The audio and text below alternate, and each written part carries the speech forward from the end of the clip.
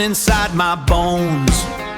A ghost of grit on these iron dusted roads. This scrambler steel has a legacy to hold. Yeah, a story forged in fire, brave and bold. එනවා bike review එකක්. මම bike review සාමාන්‍යයෙන් කරන්නේ නැහැ. හැබැයි මම test ride එකක් ගියා මේ බයික් එකේ. මට හම්බෙලා. ඒක නිසා මට බයික් එක ගැන හොඳ පැහැදීමක් තියෙන නිසා මට හිතුණා මේ බයික් එකේ රිවිව් එකක් කරන්න ඕනේ කියලා.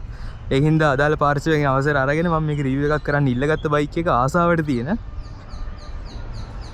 මේක Taycan Scrambler බයික් එක. Scrambler type එකේ බයික් එකක්. Rover සමාගමෙන් තමයි ඉම්පෝර්ට් කරන්න ලංකාවට. Rover කම්පැනි එකේ නිෂ්පාදනය කරන බයික් එක. බයික් එක හොඳ ලුක් එකක් වගේම හැමදේම හොඳ ෆිනිෂිං එකක් බලා ගන්න පුළුවන්. ඒ විතරක් නෙවෙයි හොඳ පවර් එකකුත් තියෙනවා එන්ජින් එකේ 150cc කැපැසිටි එකත් එක්ක බලද්දි මේ ඇවිල්ලා තියෙන ටයර් සයිසස් ලොකු ටයර් සයිසස් ඇවිල්ලා තියෙන්නේ ඔෆ් රෝඩ් කරන්න පුළුවන් විදියට.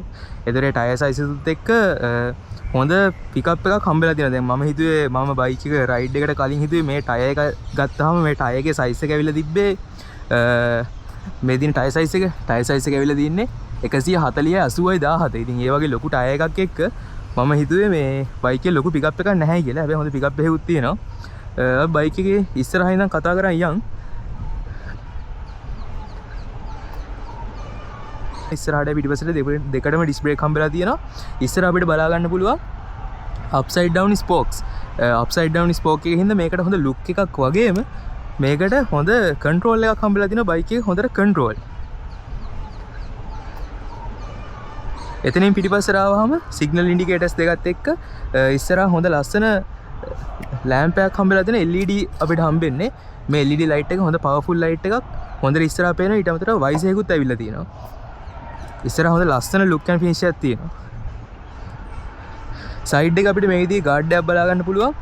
බයික් එක පෙරළුනොත් ඩැමේජ් එකක් වුණොත් බයික් එක ඩැමේජ් එකක් එන්ජින් එක ඩැමේජ් එකක් නොවෙන්න මේ ගාඩ් එක ගොඩක් වැදගත්. ඒ වගේම ඔයාට ට්‍රැවල් කරනවා නම් මොන හරි බෑග් එකක් මොන හරි දෙයක් මවුන්ට් කරන් යන්නත් පුළුවන් මේ ගාඩ් එකට. ඒ විතරක් නෙමෙයි කොල්ලෝ හැමෝම ආසයිනේ කෑන් එකක් ගහගෙන බයික් එක පදින්න. එතකොට මේකේ ඇවිල්ලා තියෙන එක්සෝස්ට් එක ආයි ආෆ්ටර් මාකට් එක්සෝස්ට් එකක් දාන්න ඕනෙත් නෑ. ඔරිජිනල් එක්සෝස්ට් එකේම හොඳ සවුන්ඩ් එකක් වගේම ලස්සන ලුක් එකක් තියෙනවා මේ විදිහට. අපිට ඉස්සරහ පිටිපස්සේ දෙපැත්තම හම්බෙන්නේ 17 රිම් සයිස් එක. එතකොට ගෝල්ඩ් කලර් රිම් එකත් එක්ක අපිට මේක ස්පෝක්ස් එක බලා ගන්න මේ ස්පෝක් වීල් එකත් එක්ක මාරම ලස්සන මේ බයික් එකට ඇවිල්ලා තියෙනවා. ඔහොම පිටිපස්සට ආවම පොඩි සිග්නල් ඉන්ඩිකේටර්ස් දෙකක් එක්ක මැද අපිට බ්‍රේක් ලයිට් එක හම්බ වෙනවා. ඒකෙත් බයික් එකේ ලුක් එකේ ඩැමේජ් එකක් නොවෙන්න හරි සිම්පල් විදිහට මේක ඩිසයින් කරලා තියෙනවා. පිටිපස්සේ පැසෙන්ජර්ට අල්ලන් යන්න මේ විදිහේ ග්‍රැබ් හැන්ඩල් එකක් කියලා ලොකුවට අපිට එළියට බලා ගන්න දීලා නැහැ. මොකද මේකේ බයික් එකේ ලුක් එකේ ඩැමේජ් එකක් වෙන නිසා. හැබැයි මේ විදිහට ඔයාලට පිටිපස්සෙන් ග්‍රිප් කරගන්න පුළුවන් මේ සීට් එක බලලා අපිට ග්‍රිප් කරගන්න පුළුවන් ග්‍රිප් හැන්ඩල් එකක් ඇවිල්ලා නැති වුණාට. සීට් එක ගත්තොත් සීට් එකෙත් හොඳ පංච් එකක් තියෙනවා. දුර ගමනක් යන්න මේක ස්මූත්. ඒ වගේම මේ විදිහේ පොඩි ස්ට්‍රැප් එකකුත් තියෙනවා. ඔයාලට මොන හරි රඳවගෙන යන්න පුළුවන්. ඔහොම අපි එන්ජින් එකට ආවොත් එන්ජින් එක 150cc එන්ජින් එකක් දීලා තියෙන මට කියපු විදිහට 150cc මෙතන මෙන්ෂන් කරලා තියෙන 150 කියලා. ඊට පස්සේ 5 speed gear box එකක් හම්බ වෙනවා. 5 speed gear box එක අපිට චේන් එකකින් තමයි මේක රන් කරන්න බලා ගන්න පුළුවන් වෙන්නේ.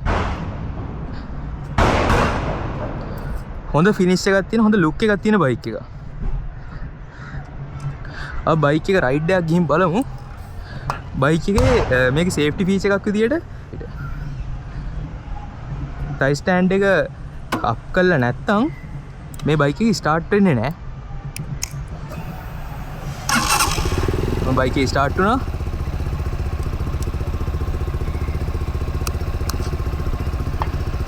මේ විදිහට මීටර් එක බලා ගන්න පුළුවන්. ඔඩෝ මීටර් එක හම්බ වෙනවා. ගියර් එක අපිට පෙන්නනවා. මම දැන් ෆස්ට් ගියර් එකට දැම්මා. මේ ෆස්ට් ගියර් එක පෙන්නනවා. ඊට පස්සේ ගියර්ස් අප් කළොත් සෙකන්ඩ් එක, තර්ඩ් එක, ෆෝර්ත් එක එහෙම ගියර්ස් ටික පෙන්නනවා. ගියර්ස් පහක් තියෙනවා මේ බයික් එකේ. ඊට අමතරව අපේ ෆුවල් කොච්චරක් තියෙනවද RPM එක මම රයිඩ් එකක් ගියා RPM එක 9000 විතර මම රෙව් කළා. ඊටත් වඩා සමහරට යනවා ඇති. මට නෝට් උනේ එච්චරයි. ඊට අමතරව ස්පීඩ් එක අපිට බලා ගන්න හම්බ වෙනවා. අපේ ලයිට්ස් ඉන්ඩිකේට් කරනවා. ඒ කියන්නේ මොන ලයිට් එකද යන්නේ කියලා. ඊට පස්සේ සිග්නල් ඉන්ඩිකේටර් එක හම්බ වෙනවා මේ සයිඩ් එකෙන්. ඒ වගේ හොඳ ගේජ් ක්ලස්ට් එකක් තියෙනවා හරි පැහැදිලි. ඊට අමතරව බ්‍රේක් ඔයිල් එක මෙතනින් බලා ගන්න හම්බ වෙනවා. බ්‍රේක් ඔයිල් එක ක්ලියර් මේ විනිවිද පේන මේක තියෙන නිසා අපිට බ්‍රේක් ඔයිල් එකේ ක්වොලිටි එක බලා ගන්න පුළුවන් මොන ක්වොලිටි එකේ තියෙන්නේ කියලා.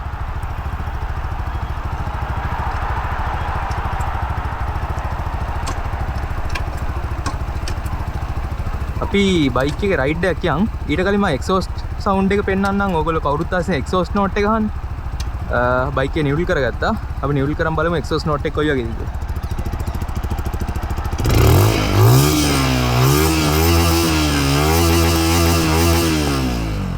එක්සෝස්ට් නෝට් එකක් තියෙනවා ඇහෙන්නේ නැති. RPM එකක් යනවා 9000ට 10000ට විතර රෙව් වෙනවා RPM එක. අපි රයිඩ් එක ගිහින් බලමු කොහොමද කියලා.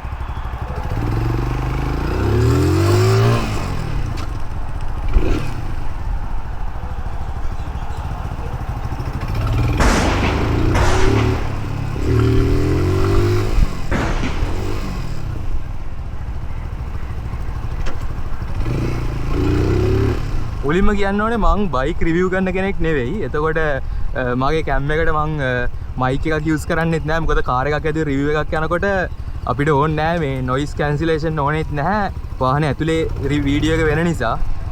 දැන් මේකේ හුලං වදින නිසා එනවත් දන්නේ නැහැ මගේ වොයිස් එක. මං හිතනවා ඔයගොල්ලන්ට බයික් එක ඩ්‍රයිව් කරන රයිඩ් කරද්දී ඔයගොල්ලන්ට මේකේ එක්ස්පීරියන්ස් එක එනවද කියලා. මොකද පිකප් එකක් තියෙනවා මේ සෙකන්ඩ් ගියර් එකේ.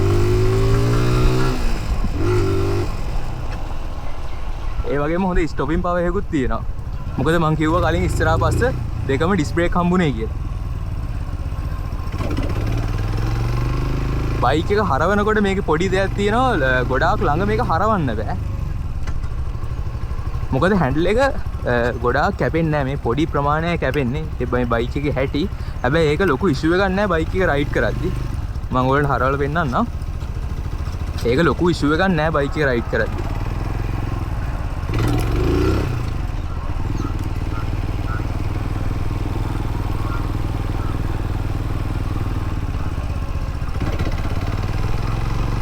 හරිම කන්ට්‍රෝල් බයික් එක.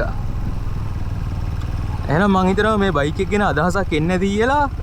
කන්ටැක්ට් නම්බර්ස් දාන්න විදියක් නැහැ. මොකද තාම මේ බයික් එක ලොන්ච් කරලා නැහැ. මම මේ වීඩියෝ එක කරන වෙලාව වෙනකොට මට මේ බයික් එක හරි ආම්බෙන් හම්බුනේ. මේ වෙද්දි මේ බයික් එක ලොන්ච් කරලා නැහැ.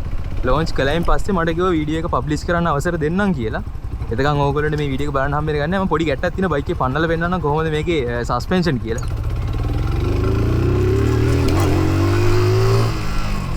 ඔයාලට තේරෙන්නේ නැති දැනෙන්නේවත් නැහැ. මේ මාරම ස්මූත්.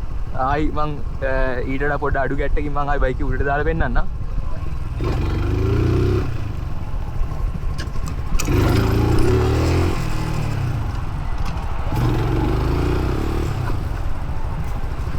ඉතින් මේ වගේ තවත් රිවිව් එකකින් අපි හම්බෙමු. බයිකේ රයිඩ් එක ගිහින් ආවා. රයිඩ් එක ගැන මම විස්තර ටික රයිඩ් එකේදී කිව්වා.